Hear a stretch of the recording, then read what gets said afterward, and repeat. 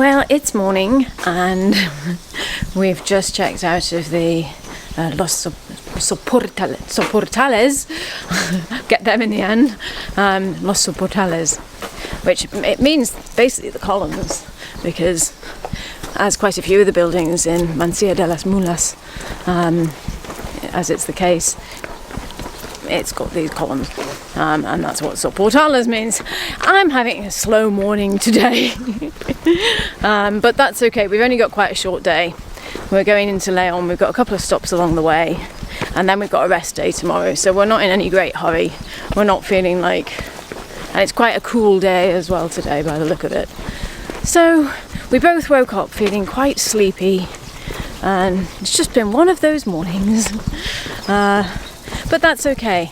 I've been having issues like the quandary of what to do with a banana, because I bought one yesterday. I think I'm about to get wet. There's a sprinkler on. Here we go. I bought it yesterday to take today, and then I just thought it's a heavy thing, and I packed my backpack and thought, wherever I put this, if it's in an outer pocket, so I've got it like a gun. I'm slinging a banana.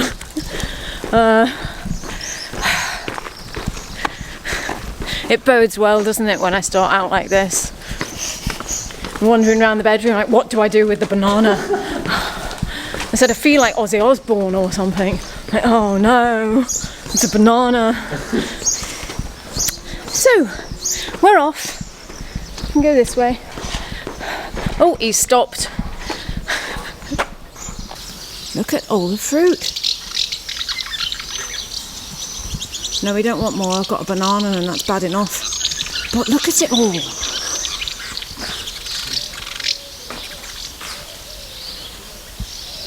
Oh, but they have flat peaches.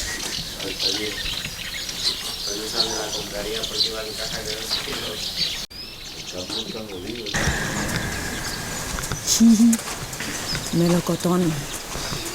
Well, we're crossing the bridge that we crossed yesterday, and of course we were walking around at the bottom here on the right. Went under the bridge. I wonder whether the fish will be there today. Of course, when I say I wonder whether the fish will be there today, I do mean this morning. Oh, they are! It's not like, oh no, we fish, we only come here on a Tuesday, or a Monday as it was yesterday.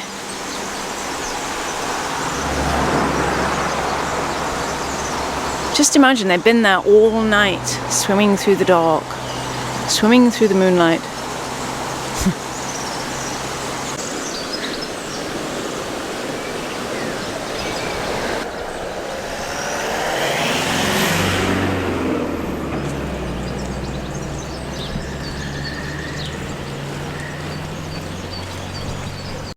One of my kind of ongoing difficulties with the Los Danlos is this rib. It doesn't fully dislocate, it goes slightly out of place.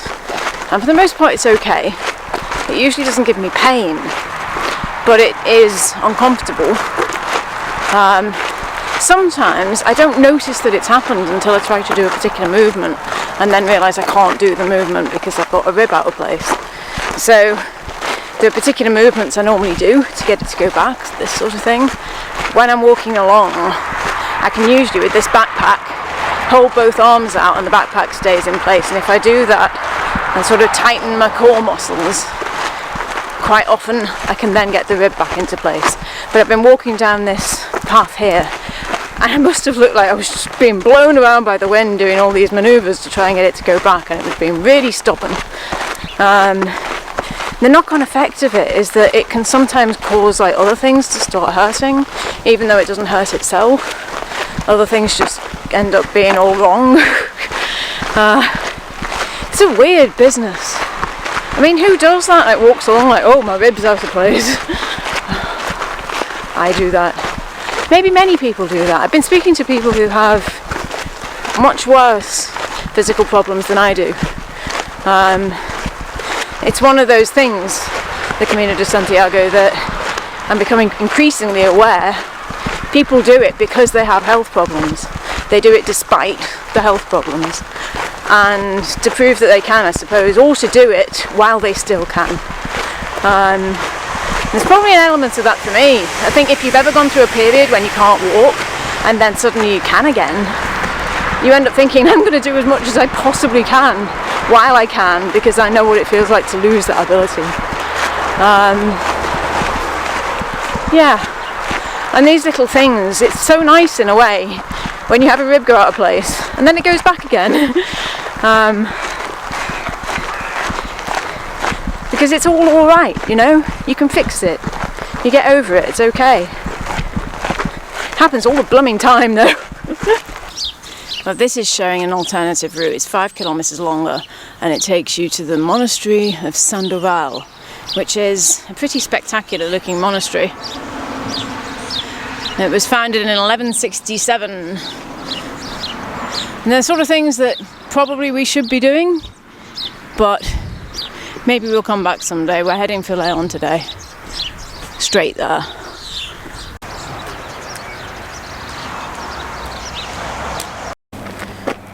Lots of storks wandering around. We have the main road behind us, as you can hear.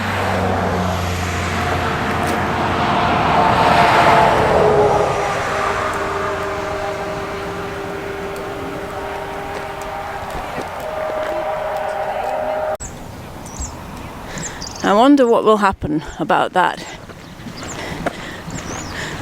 I don't know the whole sweep of history, but I do know that going back to the time of El Cid in the 11th century, that there were different kings for a period of each of the regions.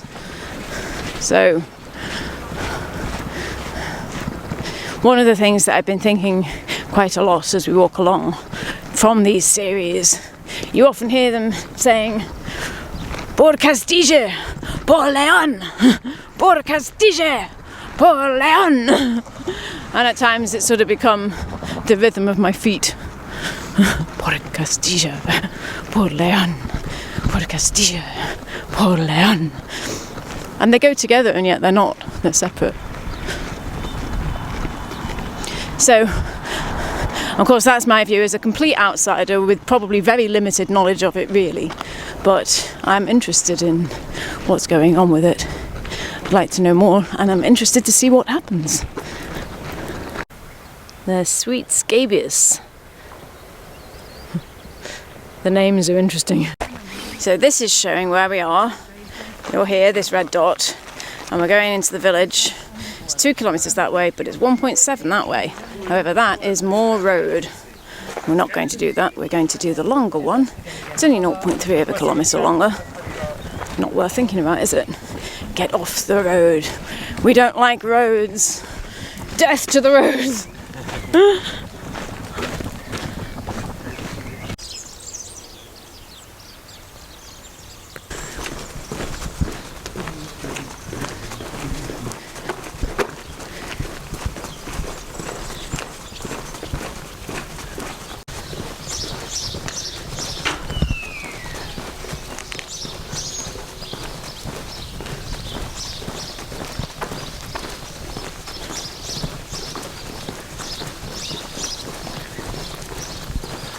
Well, we went through the village of Villamoros and it brought us back onto the main road.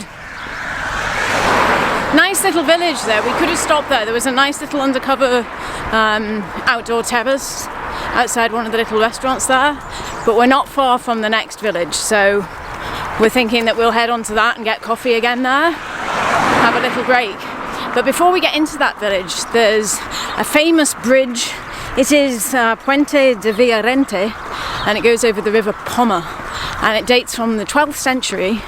Originally had 17 arches, which was later expanded to 20, and it's now over 200 meters long.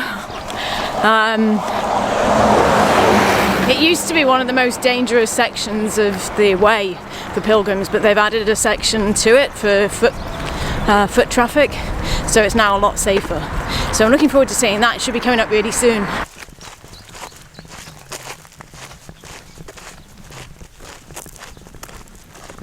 So Andrew and I are playing a game.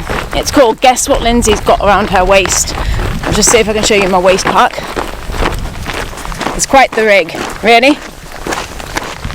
I've got waist pockets on my backpack, I've got my hip pack in the front. I've got an extra little bag that I attach to my hip pack. And I've got, well, I shan't say, right, Andrew, can you list what's Lindsay got around her waist? You got your passport, your camera. Passport, camera, phone. Your binocular. Monocular. Have you got a poncho in that little pack? I have not got a poncho. Oh, I might have a poncho. I don't know that I've got a poncho anymore. Sometimes I have a poncho. You've got your hat dangling. I have my hat. I don't know, but you have an awful lot of... I've got a banana. Got a banana. Phone, banana, monocular. 3 spare batteries. 2 compact flash, not compact flash cards, SD cards. Credential. Medication.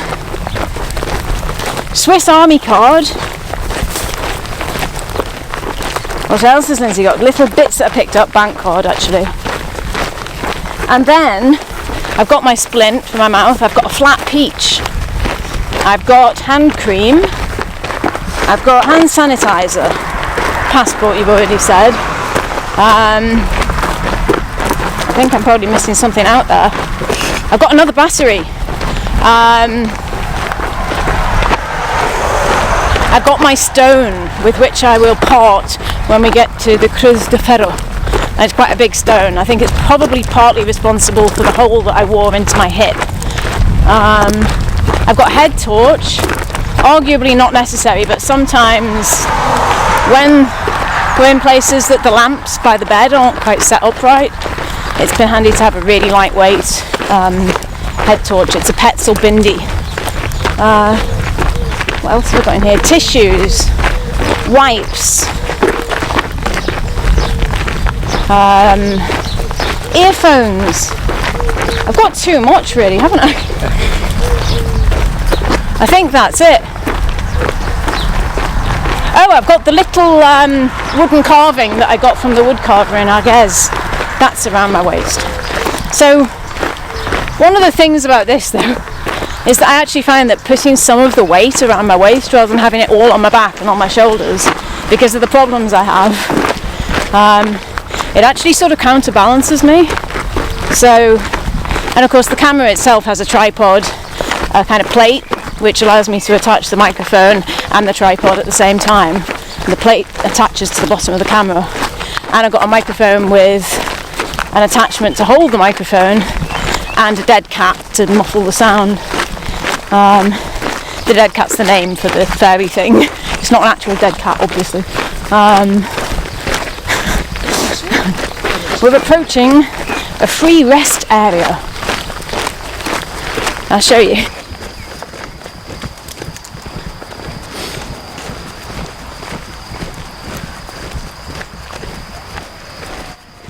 People know each other. I don't think we'll stop. Un oasis en el camino. Souvenirs, cold drinks, breakfast, snacks, cafe, sandwiches, beer, chai latte. Breakfasts, natural products.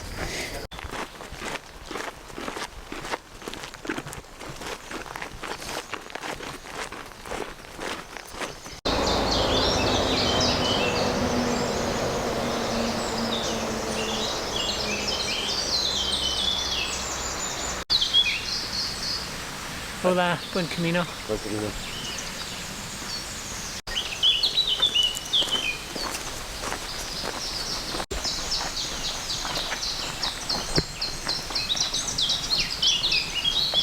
This is telling us about the bridge, and it's saying what to do and what not to do, with quite quirky little, you walk like this with a bike, not with a horse, I think, not on the edge, and don't balance on the edge. Anyway, we're going across this, and this is the medieval bridge here with all the different archways.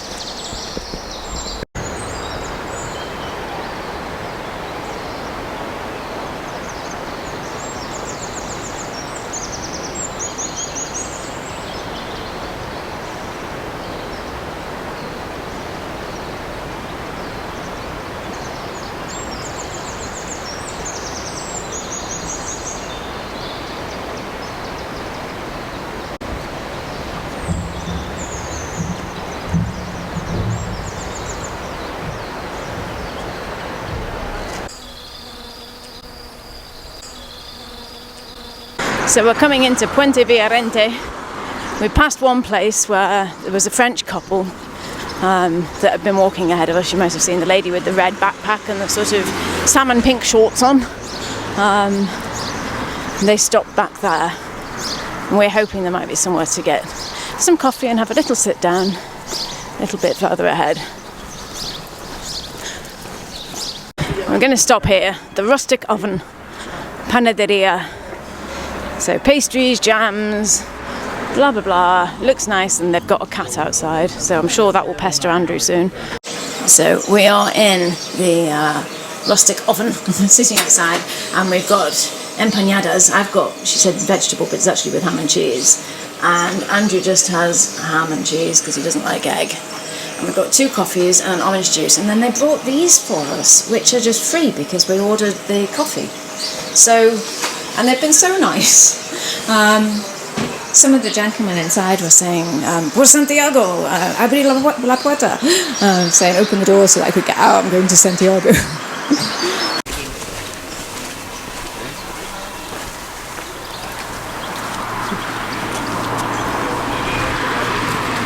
Did you expect to see that? No, it's not really what I expected to see, just round the corner.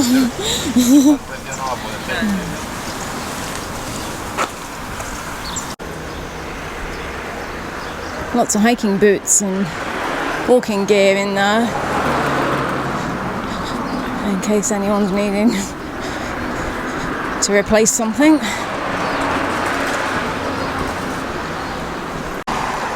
Well, we're leaving Puente Villarente.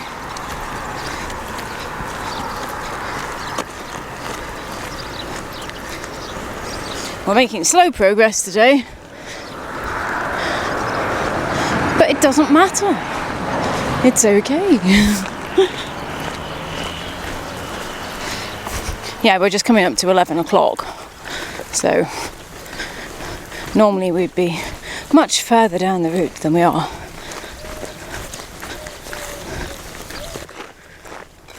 Buen camino. Buen camino.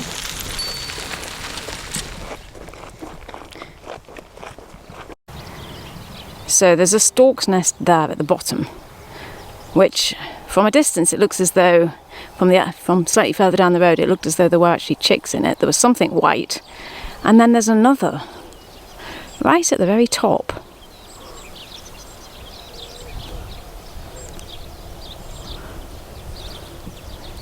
We have a field of cows behind us. We just passed them.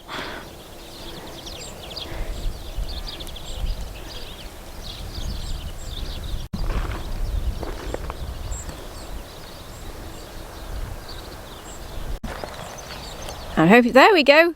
I'm hoping you might be able to see every so often one sticks its head up. There are chicks in there. Storklets.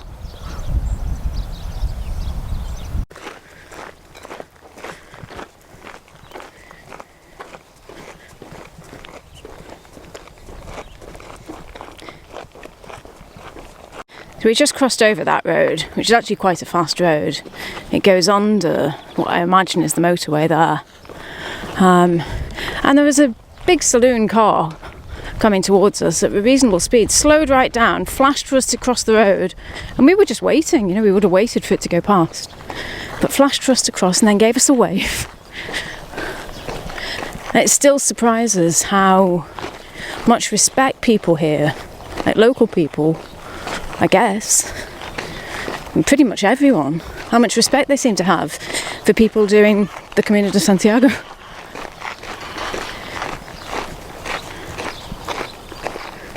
I suppose they don't view pilgrims as tourists. They do view it as a serious undertaking and have respect for people doing it. But it's humbling, really.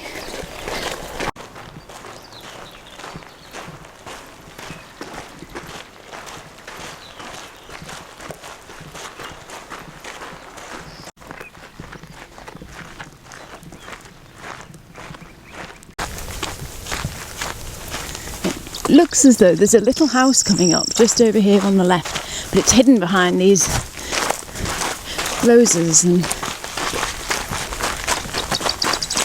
let's see, looks all ruined. Maybe it isn't. Can't see much in there.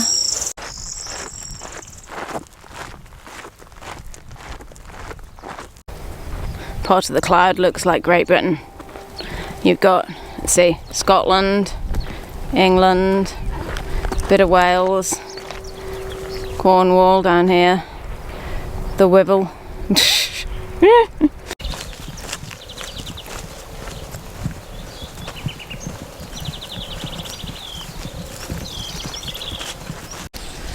So we're at the rest area just outside Arcahueja. Rather a fine little water trough. It says it doesn't guarantee that it's basically sanitary, drinkable. And I would say probably not, just looking in there. Quite a bit of weed. However, this one, agua potable.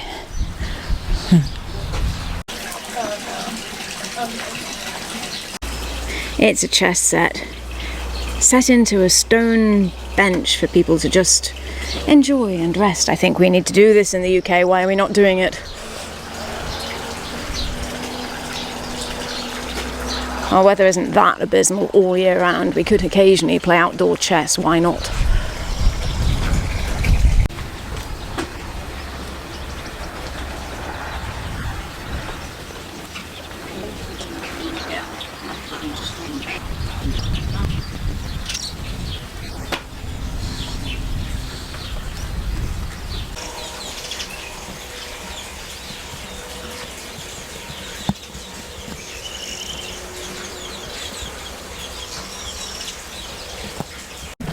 Those little sparrows actually live in the roof. I just watched one going up through the hole, and the ones that I just showed you a moment ago, two of them jumped down into the pool by the side of it's kind of where it spilt, the water spilt from the fountain, and they were sort of having a tussle, but I thought at first one of them was having a bath, but doing roly-polies in the water. I've never seen birds doing roly-polies before. And making the right noise. I tried to film it and couldn't quite get them in time.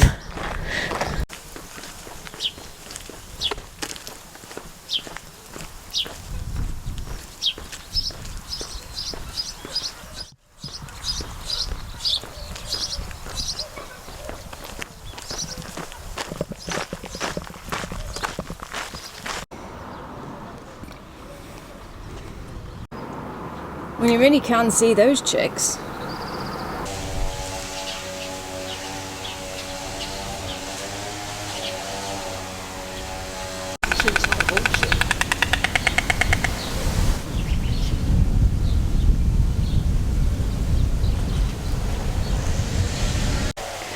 They look as though they're standing on top of each other.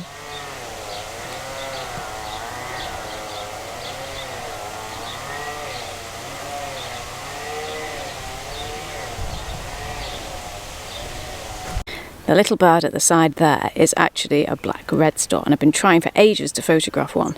Its tail underneath is actually a sort of orangey red colour. I don't know whether you'll see it. It just looks like an ordinary dot-coloured bird right now.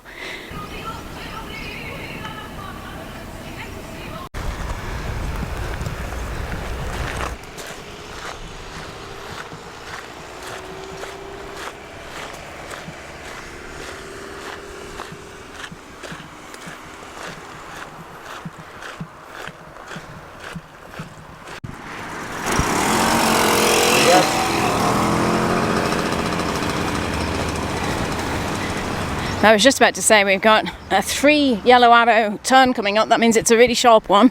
Sharp left, sharp left. And then we've got quite the bridge.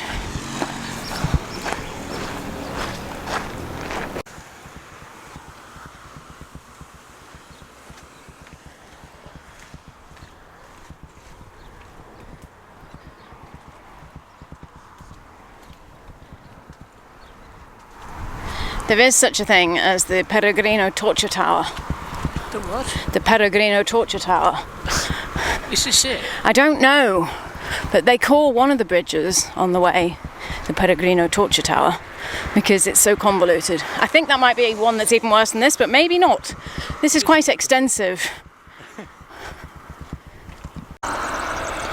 First proper view of León. I think we're looking at the outskirts, really still though.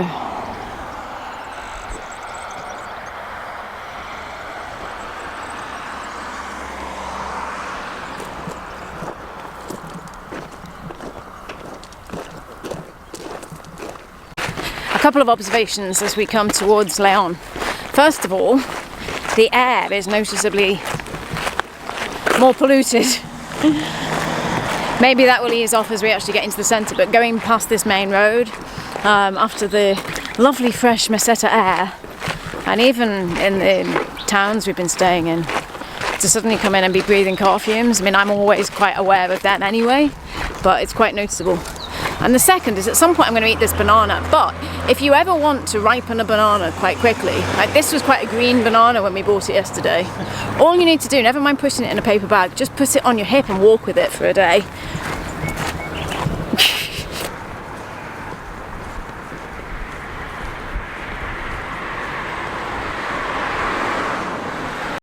The cathedral's just coming into view. A long way off. Well, relatively speaking, not that far actually, just round the corner.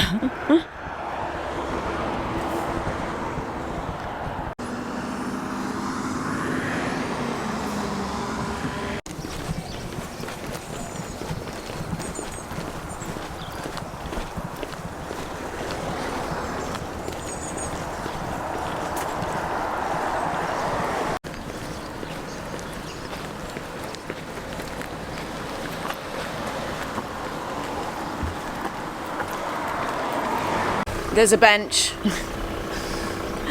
I might eat that banana now because we found a bench. This is León, welcome.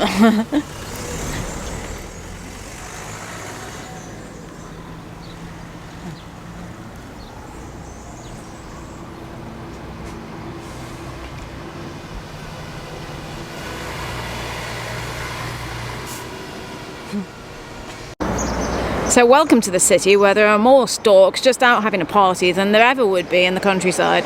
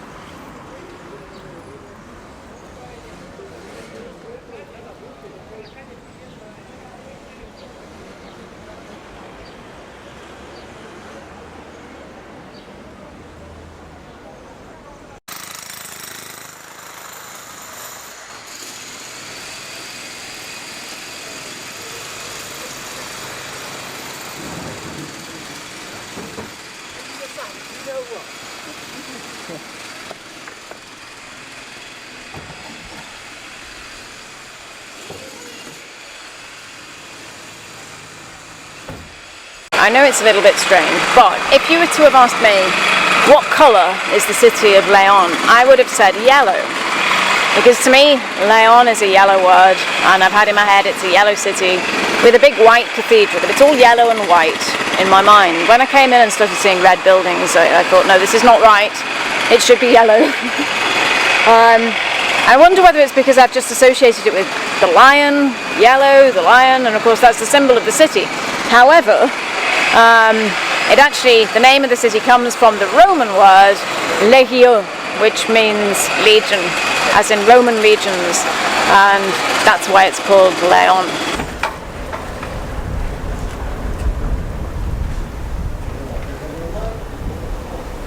I was just reading a little more about the history of the place, and as you can see, there are these boards here, and there's this diagram. We're going to enter this walled area. The city grew rapidly in the 11th century, and then in the 14th century it expanded even further, and that's when they built the city walls. The gate that we're just walking through here, there used to be basically an exchange of money there. It's called the Puerta Moneda. And that's where, because it was near to the Camino de Santiago in particular, that's where a lot of the trade took place. It was a big mercantile centre. But yeah, the area we're going through, that we're entering now, was called basically the new borough, Burgo Nuevo. And that had expanded extensively from the 11th century onwards, from being originally a Roman settlement.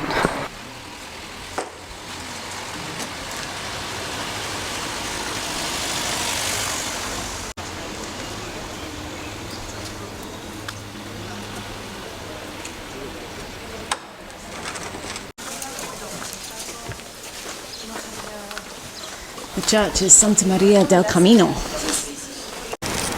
It's so yellow, and look at that building.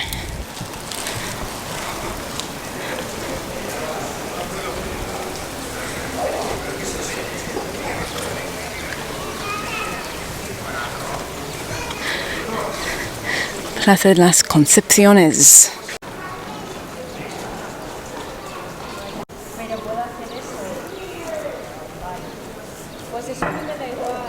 Cuando veas una paloma se lo echas.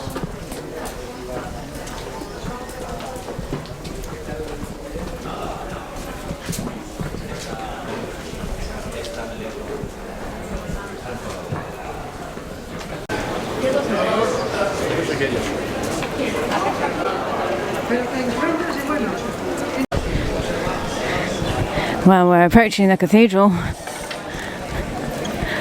Wow, that's big.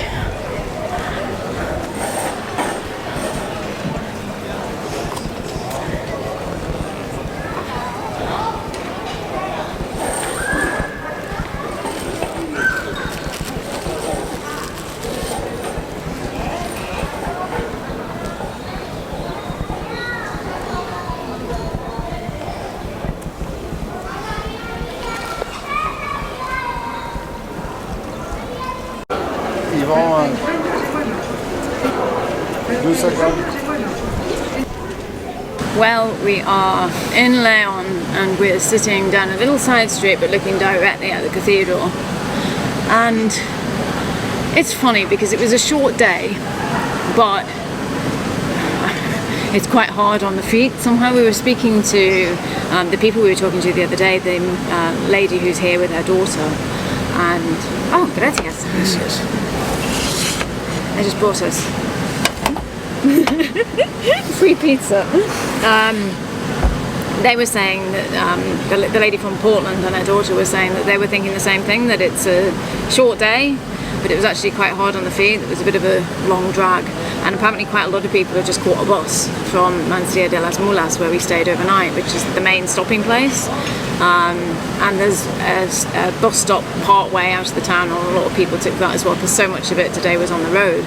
But actually, I mean, there was the road on the way in. It's always quite interesting, with the exception of Burgos perhaps, although for us that was the way out. Seeing your way into a city, you see it sort of unfold in layers, and here you got to the city walls, and then when you walked in, you know, you felt that you were finally entering into the city, and that unfolding of the land and the development of the land, you almost go from being back in time and kind of the rural surroundings to a much more contemporary city. But at the heart of it, where we are now, you've got this ancient, well, it's not ancient, but a Gothic cathedral. So it's interesting, but it is quite hard on the feet, I think, today, even though it's a short day. But maybe it's just that we've been walking non-stop for what? 12 days? 10 days. 10 days, yes. I'm very pleased that it's such a yellow place, but there's a freshness to the air now. I was saying earlier on that it seems, the air, it was noticeably more polluted than it had been, but now actually the air feels quite fresh. It reminds me a little of León in some ways, the deep yellow colours, and some of the architecture to an extent. I like it. It's nice. And it's yellow, and it's blue with the blue sky and white.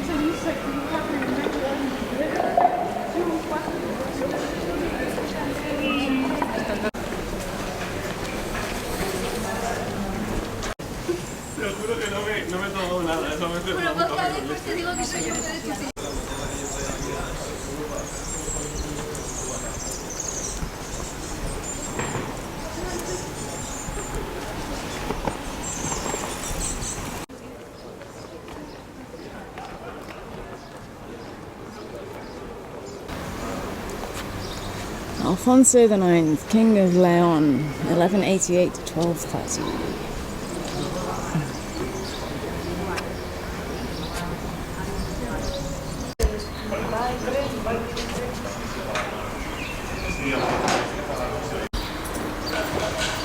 It's an archaeological and coin store. They have things like Roman fibula there.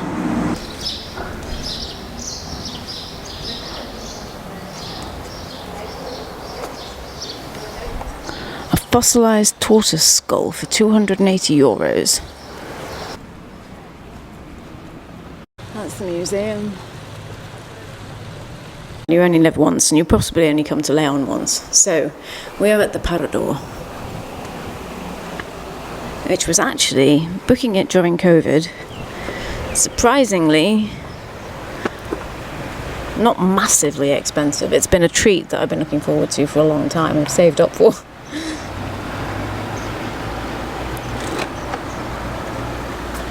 The river's just over there.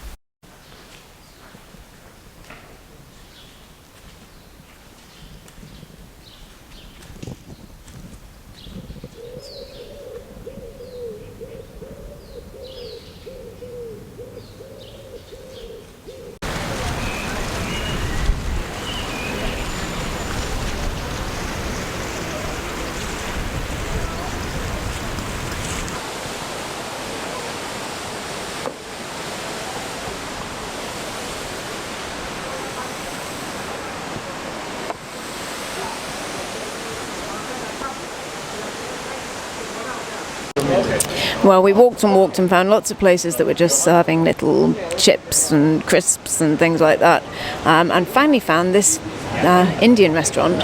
And it just so happens that now that we have a table here, we're not the only pilgrims that happen to have chosen this particular Indian restaurant. The whole table is just people that we've been meeting and seeing down there, the banquet table, and the people next to us too, over here.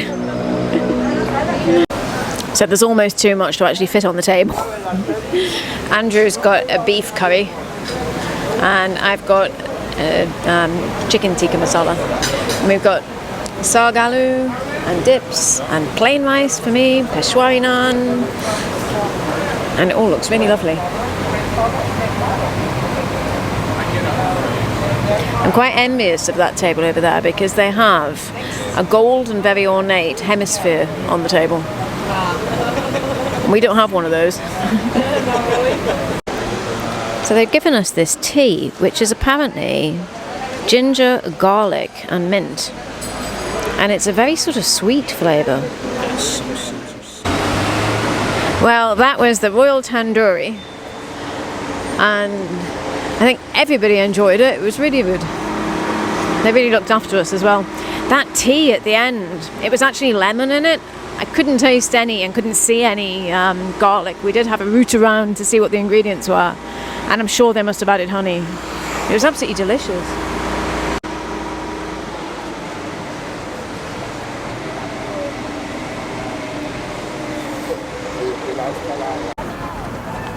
The fountains have just stopped. I know.